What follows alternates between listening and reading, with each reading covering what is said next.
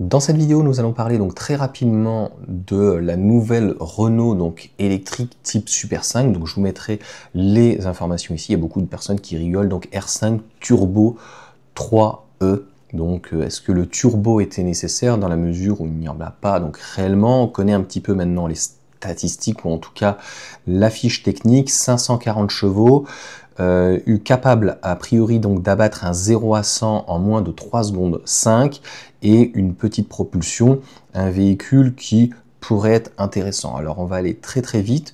Moi je trouve bizarre, il y a deux choses en fait sur ce véhicule qui me choquent. Au-delà du prix, on parle de 190 000 euros, 120 000, 150, 200 000 euros. C'est surtout qu'ils avaient une plateforme, au lieu de repartir sur quelque chose donc complètement différent d'une monocoque, etc. On avait deux possibilités. La première, donc, c'était finalement le châssis donc, de la Mégane qui est utilisé par la Nissan Ariya Nismo. On sait que l'A390, pourquoi faire renaître au niveau de Renault? Ça fait vraiment très gloriole. Et c'est surtout, bon, à quel moment, en fait, où est la priorité de Renault? Enfin, je suis vraiment choqué. Donc, il y avait une plateforme, il y avait une possibilité déjà de 1. La seconde, j'ai pu voir à Rétromobile la R17. Alors, moi, c'est pas de ma génération, mais il faut reconnaître que cette R17 était vraiment très jolie. Proposer un véhicule comme ça, typé berline, aux alentours des 50 000 euros, je pense que c'était plus, à mon sens, la priorité. Donc, au final, ce véhicule, il va être un véhicule de niche. Donc, l'Automobile Magazine en parle bien. Certains disent 150 à 200 000. Là, on parle minimum 120 000 à 190 000 euros. Donc, le véhicule.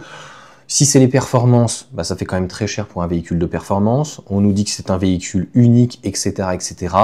À mon sens, je suis désolé, c'est pas Alpine, ça reste une Renault, ça peut être une R5 Turbo, ça peut être tout ce que tu veux.